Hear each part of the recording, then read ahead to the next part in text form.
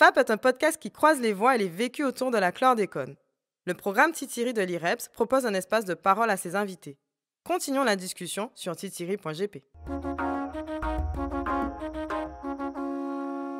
Comment s'initie le premier procès pour le dossier de la chlordécone et les procès qui vont suivre?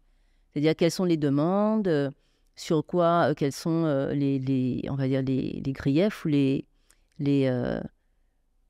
causes, enfin les raisons qui sont évoquées en fait. Alors, à ma connaissance, le tout premier procès, enfin, la première plainte qui a été déposée l'a été par l'entreprise Capes Dolé. Il y a très peu de gens qui savent ça.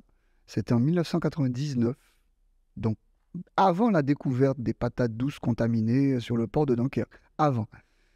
Pourquoi? Parce que dans le cadre de ces procédures d'autocontrôle, l'entreprise avait constaté la présence de produits dans la source, des produits, donc notamment le chlordécone. Et évidemment, elle a porté plainte à ce moment-là pour, alors je ne sais plus le terme exact, mais c'est administration de substances nuisibles. Parce qu'en fait, Capes perd, je crois, à ce moment-là aussi son label de... C'est à la suite de cette découverte, donc quelques années après, qu'elle va perdre son label d'eau de source et que c'est depuis une eau rendue potable par traitement chimique, donc avec un filtre à charbon notamment. Mais c'est vraiment la première. Et à l'époque, on n'a pas toutes les connaissances qu'on a aujourd'hui, donc la plainte est classée sans suite, déjà à l'époque.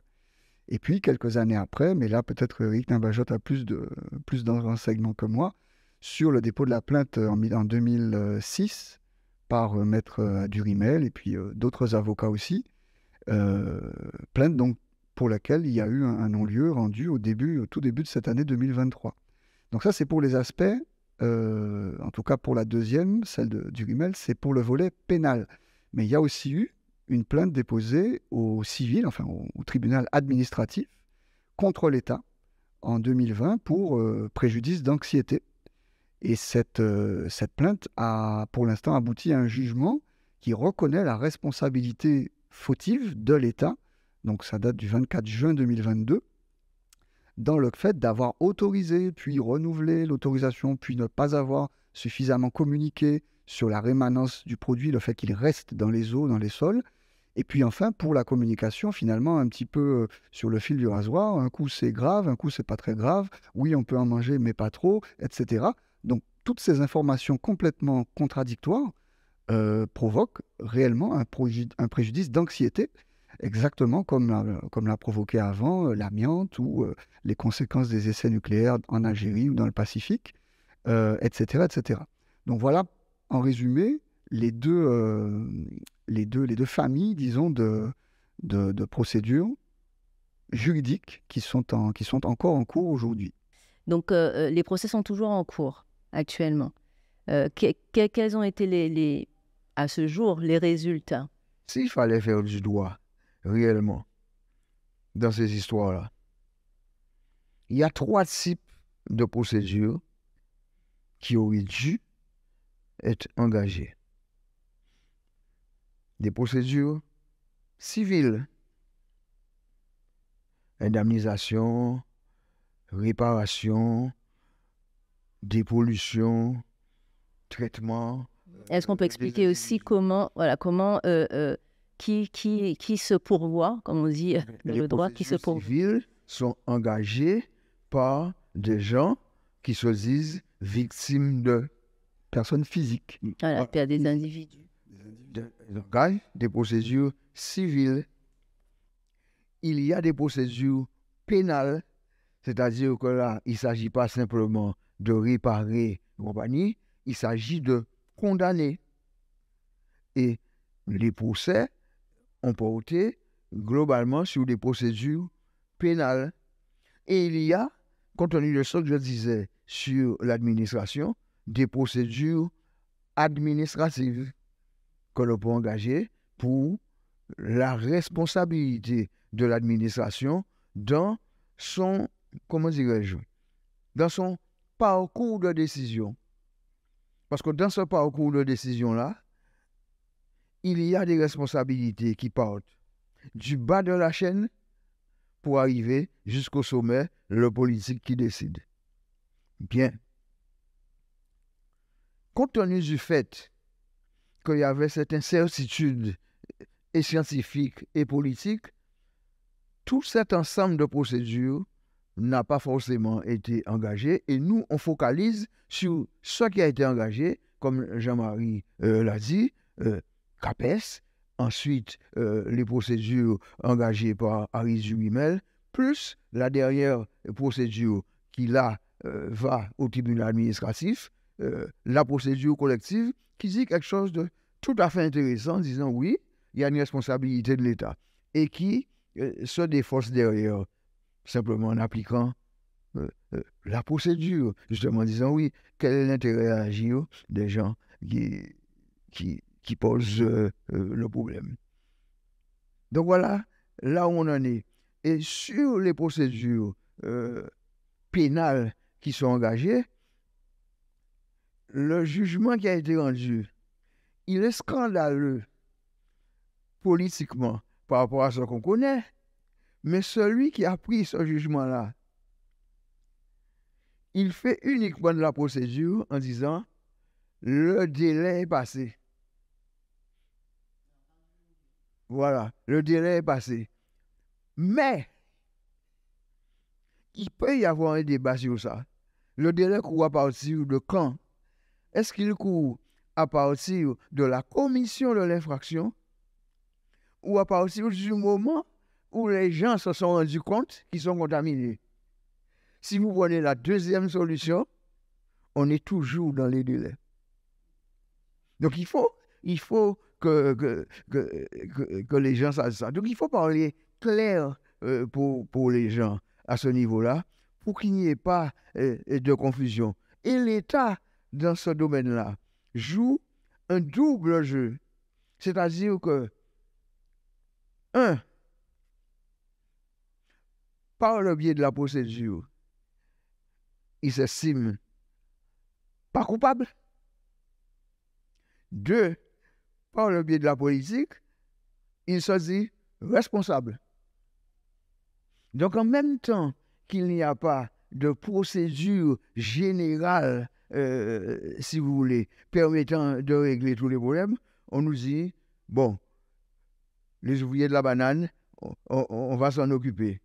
On nous dit, mais vous avez des tests gratuits que vous pouvez faire.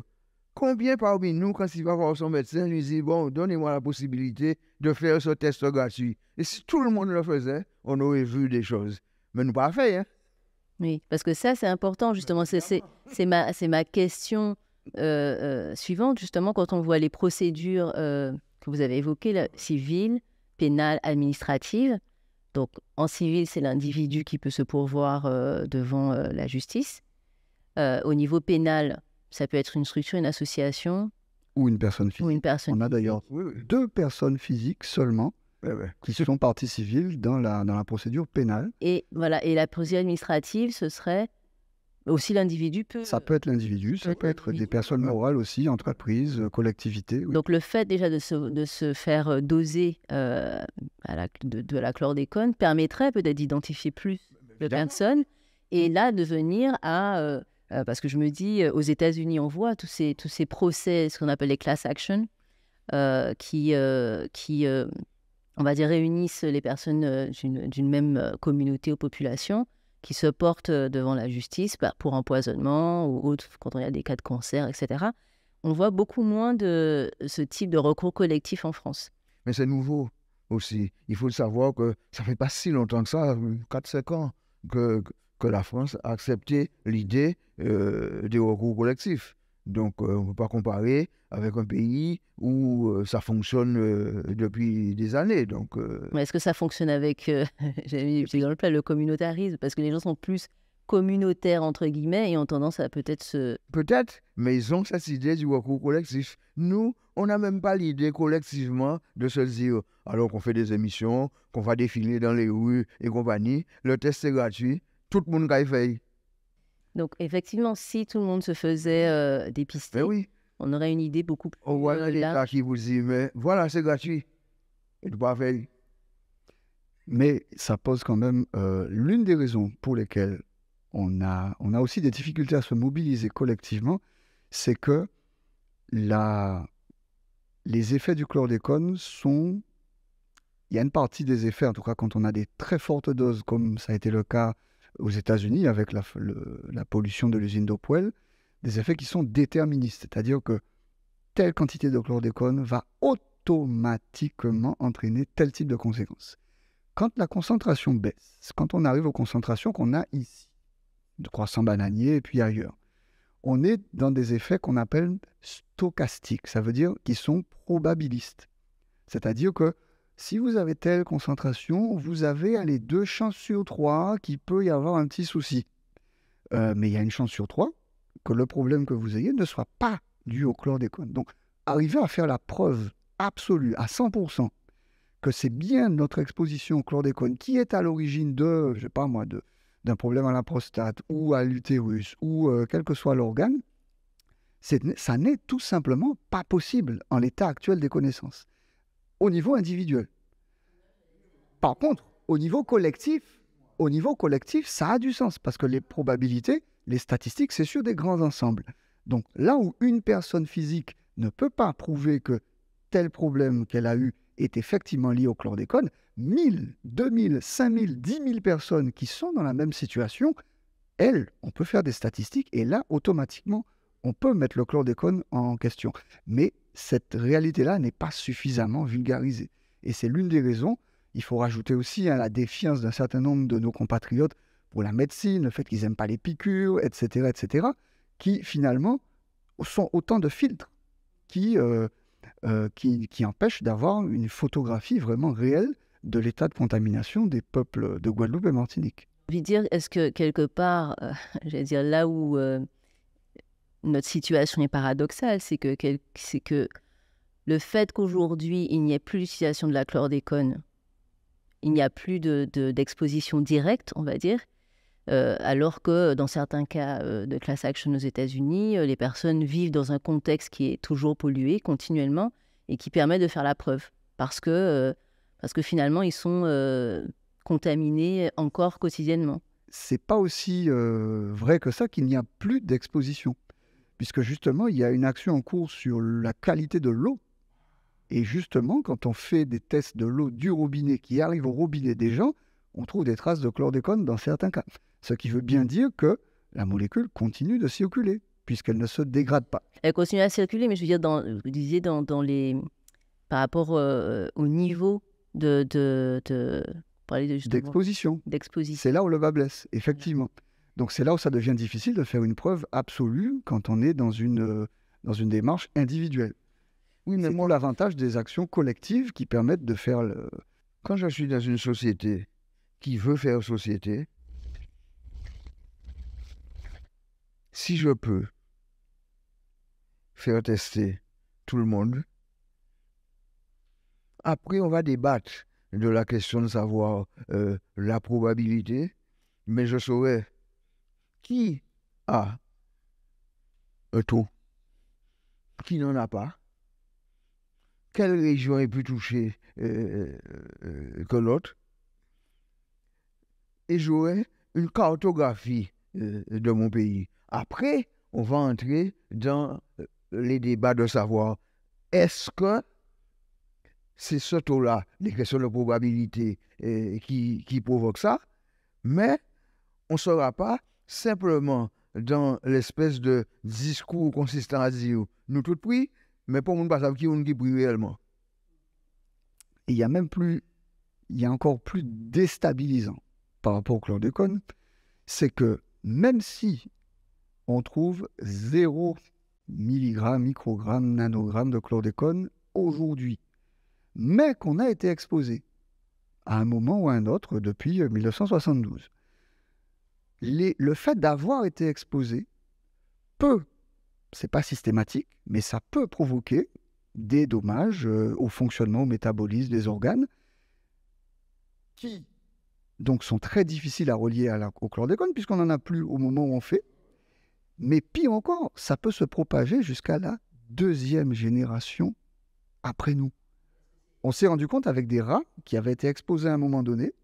On a suivi la génération des fils, des filles, des fils, des filles, et puis des petits-fils, des petites-filles, et on a trouvé des effets chez les petits-fils et petites-filles qui perturbent le fonctionnement et qui sont directement, quand on a fait l'expérience, on sait que c'est directement l'effet d'une exposition au chlordécone qui remonte à plusieurs années déjà.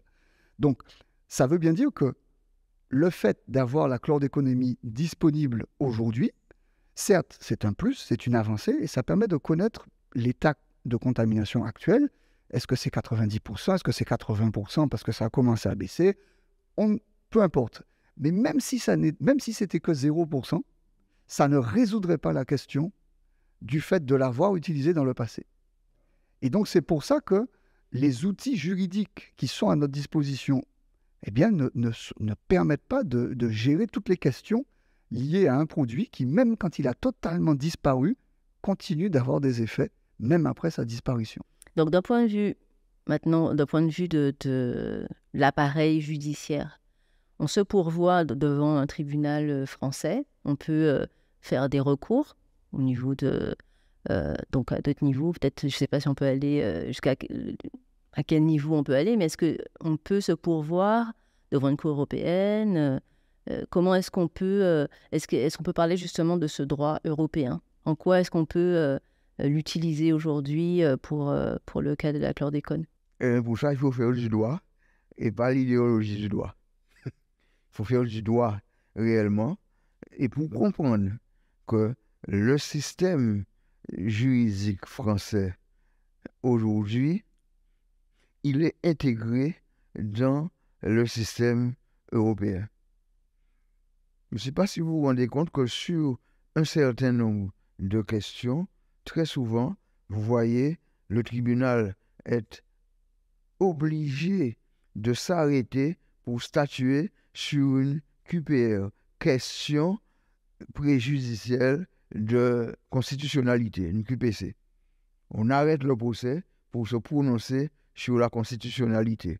Et la constitutionnalité, on la juge à ce moment-là par rapport au droit européen qui impose un certain nombre de choses. Parce qu'il faut expliquer justement dans le droit, voilà, il descend. Il descend. Et quand une directive européenne a été émise, publiée, le pays qui est membre de l'Union a l'obligation de l'intégrer dans son droit. Ce qui veut dire qu'aujourd'hui, on n'est pas dans un double degré de juridiction, mais quasiment dans un triple degré de juridiction. Que ce soit au civil, que ce soit au pénal, que ce soit au plan administratif, vous aurez la possibilité d'utiliser les voies de recours internes de premier et de deuxième degré. Et si vous n'aboutissez pas, vous pouvez aller devant la Cour de justice européenne, vous pouvez aller devant la Commission des droits de l'homme et vous avez cette possibilité-là. Alors, bien sûr, quand je dis ça, je n'oublie pas, bon, c'est un langage assez particulier, hein, mais qu'on oublie de dire, on fait comprendre le droit pour une espèce de donnée flexible, ou inflexible, comme il le dit, le droit est plus souple que ça. Des tribunaux prennent des fois des décisions téléologiques. Qu'est-ce que ça veut dire? On va s'appuyer sur l'esprit du texte pour donner une solution. Et on va d'abord se poser la question de savoir qu'est-ce que je veux décider? Quel est le contexte? Qu'est-ce que je veux décider? Et en fonction de ce que je vais décider, je vais chercher le sommet juridique qui m'emmène à là. Il y a une étape majeure qui est passée là, c'est quand le tribunal administratif commence par dire l'État est responsable. Sauf que quelqu'un qui fait droit, il sait que le tribunal administratif, il ne fait pas de revirement de jurisprudence. Il faut attendre qu'est-ce que la cour d'appel va décider, parce que c'est elle qui dit le droit. Donc, il y a tous ces éléments-là qu'il faut avoir en tête. Donc, il faut poursuivre les procédures judiciaires au maximum, en sachant que vous pouvez avoir des problèmes de délai et compagnie. Et il faut trouver aussi des formules de, comment dirais-je, de contournement. Je veux bien qu'on me parle de lois, adopter des lois. La plupart des lois, elles ont un effet déclaratif, c'est-à-dire des grands principes. Mais le grand principe en question, comment on l'applique concrètement, là, il y a un autre travail à faire, qui est le travail sur les décrets et compagnie. Donc, il faut avoir des juristes sérieux pour aller attaquer ça, quoi. Donc on a la loi, l'esprit de la loi et l'application de la Mais loi. ce qui est de l'efficacité, il faut que derrière, il y ait une sanction pénale qui s'applique. Et c'est sur ça qu'il faut travailler. Alors c'est pour ça que personnellement, moi j'ai plusieurs pistes. Hein. J'ai entendu mon ami Philippe Saint-Cyr évoquer une piste, il dit oui, bon. Si vous voulez, il y a un principe de non-rétroactivité de la loi. Les délais sont passés, mais une loi peut défaire ce qu'une loi a fait. Si les politiques s'engageaient sur le chemin de prendre pour cette question spécifique une loi disant que les délais sont ouverts. C'est-à-dire qu'il faudrait agir non pas au tribunal, mais au Parlement. Législatif. Voilà. Maintenant, je travaille pour vérifier la réalité de ce discours de Philippe, hein, parce que Philippe raconte son histoire à la télévision. Moi, je vais aller faire du droit derrière pour voir si c'est faisable. Ça- Alors, Si c'est faisable, il faut le faire. toujours sur le même levier, le même plan législatif, il y a aussi une proposition de revoir les règles d'application de la prescription pour Oui. que le délai de prescription ne commence plus à courir à partir du moment où l'acte a été, en tout cas pour les phénomènes de pollution environnementale, ne commence plus au moment où la pollution a été réalisée, mais à partir du moment où on constate que la pollution a cessé. Ouais. Or La là, comme la pollution pollution ne va pas cesser avant plusieurs générations, On a le temps. on ne peut pas parler de Ouais. prescription, impossible. Mais il faut pour ça une loi Ouais. qui, moi je pense personnellement, elle a de bonnes chances d'aboutir parce qu'elle servirait aussi à l'ensemble de la France, voire même au-delà. Parce que la France est aussi soumise aux mêmes problématiques. Il y a des pollutions qui sont en cours, comme pour celle du chlordécone, mais pourtant, les produits, on a arrêté de les utiliser il y a 10, 15, 20, 30, 50 ans. Alors que si le délai de la prescription commence à courir à partir du moment où la pollution a cessé, ça met de facto une pression sur les pollueurs pour qu'ils dépolluent au plus vite pour que le délai de prescription puisse, en quelque sorte, puisse les couvrir. Mais dans l'état actuel du droit, la prescription, elle favorise les pollueurs. Il suffit juste d'avoir dissimulé suffisamment longtemps une relation directe ou indirecte de cause à effet, et après, on s'en lave les mains. Tandis qu'avec cette nouvelle version de la prescription, la peur changerait de camp. Et les citoyens seraient vraiment beaucoup plus en position de force pour réclamer un environnement, des écosystèmes en meilleure santé. Donc avant de vous laisser le mot de la fin, on va du coup résumer qu'on a le droit, la loi, l'esprit de la loi, l'application de la loi, mais il y a également peut-être écrire la loi, c'est-à-dire repenser aujourd'hui les lois environnementales, que les politiques aussi fassent un travail au niveau de la législation pour permettre peut-être une action plus efficiente. Plus efficace. Moi, par rapport à ce que j'ai dit au début, il ne s'agit pas simplement de repenser la loi. Dans ce cas-là me permet de commencer à repenser tout le système productif. La planète a besoin de repenser son modèle de fonctionnement. C'est ça la recommandation donc, de M. Namajot. Il faut changer le paradigme, on l'a dit. Et vous êtes d'accord, M. Chopin? On est en grande partie d'accord. Je dirais que là, on a en commun la vision systémique des choses. Et l'écologie, c'est une science qui est systémique, justement. Donc, les textes qui régissent, les textes fondamentaux qui régissent notre vivre ensemble, la Constitution, la charte de l'environnement qui est adossée à la Constitution, le traité de fonctionnement de l'Union européenne, tous ces textes-là, en fait, ils ne nous protègent pas face aux transformations d'un monde qui est en train de se dérégler parce qu'on a connu une croissance trop importante de la population, de son niveau de vie, et même de son espérance de vie peut-être. Donc, il est grand temps de se mettre simplement, mais de mettre vraiment noir sur blanc, à un moment donné, qu'on ne peut pas on ne devrait pas pouvoir puiser en épuisant. Il faut apprendre à puiser des ressources sans les épuiser. Ça passe par l'eau, ça passe par la biodiversité. Et pour justement ne pas épuiser la biodiversité, il faut arrêter de la tuer. Donc il faut arrêter d'utiliser ces fameux biocides dans tous les sens. Et ça ne nous tuera pas nécessairement, puisque dans tous les écosystèmes, que ce soit un lagon, que ce soit une forêt, que ce soit un jardin créole, qu'est-ce qui se passe? C'est le vivant qui régule le vivant. Et il faut pour ça apprendre quelles sont les relations qu'il y a entre les plantes, les champignons, les pollinisateurs, tout ce qu'on appelle les auxiliaires de culture, qui se régulent les uns les autres pour qu'on n'ait pas trop de problèmes.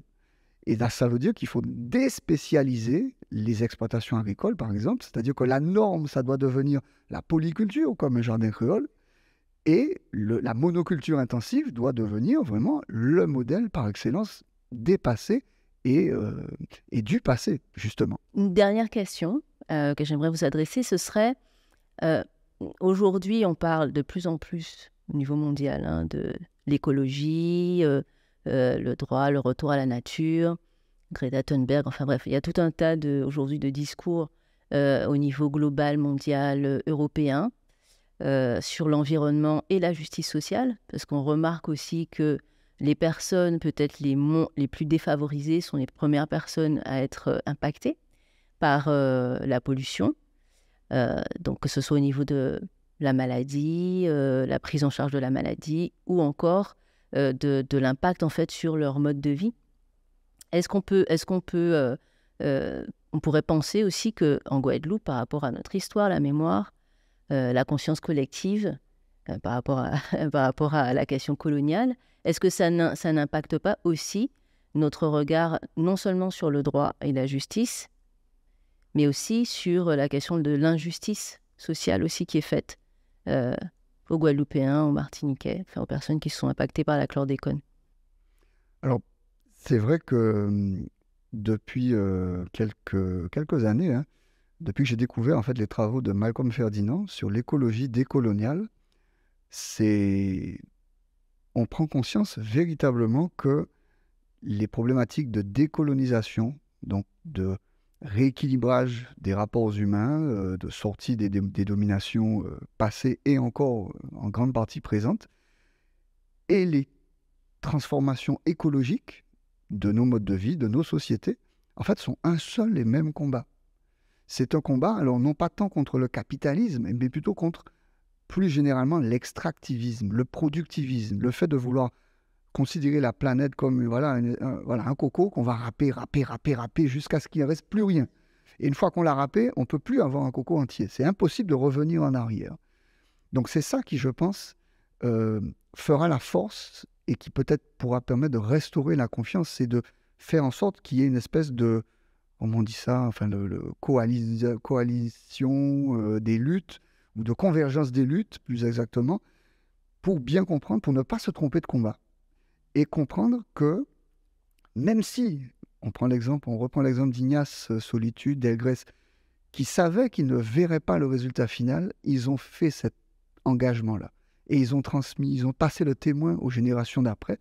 Et des gens comme José Mujica, comme d'autres, comme Greta Thunberg, parmi les plus jeunes, ont repris ce flambeau-là. De toute façon, la vie, c'est toujours complexe. C'est pas une belle chose, il y a des choses magnifiques et puis il y a des choses très dramatiques dans la vie. C'est les deux ensemble. Et ça sera pareil pour la justice. Pour qu'elle soit justice, il faudra qu'on sorte de nos zones de confort respectives. Ça sera difficile, mais une fois qu'on a fait un pas en avant, on n'a envie que de continuer. Je suis d'accord avec ça, mais avec un problème. Comment passer de prise de conscience de personnalité qu'on évoque à prise de conscience des sociétés. C'est le rapport entre le discours, quelle que soit sa qualité, les personnalités qu'ils ont mises en avant, et la perception de ce discours dans l'espace social pour que l'espace social se l'approprie. C'est toute la question du politique. Est-ce que finalement, on parlait justement du fait de se faire doser à la chlordécone, etc., pour avoir un échantillon en tout cas significatif, qui permettrait également de se pourvoir un recours collectif, par exemple, si on voulait. Est-ce qu'il n'y a pas quelque part aussi une défiance du Guadeloupéen par rapport à ces institutions Ah oui, légales, législatives? il y a une défiance sur beaucoup de choses, mais on joue aussi sur la défiance.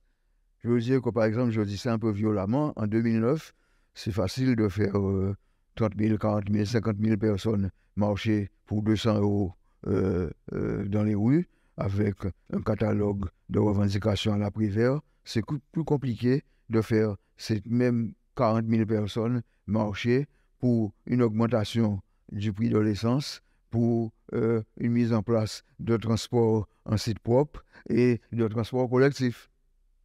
Or, l'avenir, il est là. Et en fait, Donc, on a tout le débat aujourd'hui, à mon avis, pour restaurer la confiance, c'est aujourd'hui, pour élire les gens, enfin, on élit ceux qui sont capables de raconter des belles histoires. Et il est temps de commencer à élire des gens qui sont vraiment capables de décider, de gouverner avec une vision historique, avec pas seulement l'horizon de leur mandat, mais qui regardent bien, bien plus loin. Ça existe. C'est pas suffisamment, comment dire, c'est pas suffisamment la norme, mais ça existe. en même temps que la politique, c'est aussi raconter des histoires. Bien sûr, Ben non, mais bien sûr. pas quoi, hein? Oui, Mais ça n'est pas que ça. Ça ne doit plus mais être que ça. c'est ça dans le discours symbolique. Une population, pour avancer, a besoin aussi d'avoir des mythes fondateurs. Mais ce sont des mythes. Mais on a besoin de se les raconter parce que c'est comme ça qu'on se construit. Et qu'on a Donc, besoin de politiques qui soient comme les grands militants qu'on a connus de l'époque, je sais pas, ils n'étaient pas plus grands militants que ça. Parce que, en tout cas qui inspiraient. non, mais Qui quand on, inspiraient et quand Mais on- ces mythes, ils doivent être aussi en résonance avec la situation actuelle, avec les dangers qui n'existaient pas dans les années 50-60, qui sont perçus aujourd'hui pour 2050 et au-delà. Et je maintiens que c'est possible. Mais il faut se former. Il faut se former. On a les informations. On a juste de la paresse, qu'on soit politique ou décideur ou autre, si on ne va pas chercher l'information. Elle est là. Et maintenant, on a juste à prendre le temps de vraiment prendre la mesure de cette urgence. pour avoir été un militant, le discours militant, je m'en méfie. J'ai trop de souvenirs où mes amis de l'époque me disaient « la jeunesse est mobilisée ». Mais moi qui étais musicien à l'époque et qui jouais avec des gens qui pouvaient être mes pères, l'un des gars jouait un pitacoque. Lorsque j'allais jouer le bal dans les campagnes, je voyais des jeunes beaucoup plus nombreux que les 4 têtes à lac qui étaient mobilisés la pointe. Et c'est aussi la jeunesse. Et le discours militant, quand il a réuni ses militants, il me dit « la jeunesse a parlé ». J'ai envie de combattre ça pour que socialement, on se prenne en charge. Trouver le chemin pour avoir ces idées prospectives, mais comment les raconter? Parce qu'on ne va pas les raconter uniquement sur un discours technique. Il faut trouver le moyen de les raconter. Construire la symbolique, tout en sachant que c'est une symbolique et que ce n'est pas la vérité historique. L'histoire, ça n'est pas le roman. L'histoire, ça n'est pas non plus le discours. L'histoire, c'est une recherche permanente. Mais en même temps que je dis ça, je sais qu'on a besoin de roman parce que c'est lui qui nous fait faire société. Et puis peut-être un dernier point, on a l'impression qu'on est démoralisé, démotivé parce qu'on se sent seul, on n'est pas assez nombreux. On n'a pas besoin d'être une majorité pour changer les choses. Il faut juste être une minorité suffisamment motivés et organisés. Et c'est comme ça que toutes les grandes transformations de la Révolution française, les conquêtes syndicales du Front populaire, c'est comme ça que ça s'est toujours passé. Et c'est comme ça que ça va continuer de se passer avec des noyaux durs suffisamment informés, suffisamment liés aussi avec le reste, mais qui sont des courroies de transmission, des maillons d'une grande chaîne qui est tout simplement celle de la vie. Voilà, ce sera donc nos recommandations, nos inspirations, en espérant que toutes ces informations nous auront éclairé, motivé à faire ce qu'il faut, à devenir protagoniste finalement de cette action. Et donc je vais reprendre Nicolas Concalambie et je vais vous inviter à dire un petit FAP à la caméra pour clôturer donc cet épisode. FAP. FAP. FAP. Vous venez d'écouter FAP, Fricassé à parole. Ce projet est propulsé par l'IREPS Guadeloupe Saint-Martin-Saint-Barthélemy, financé par l'ARS et produit par EWAG. Retrouvez tous nos épisodes sur titiri.gp.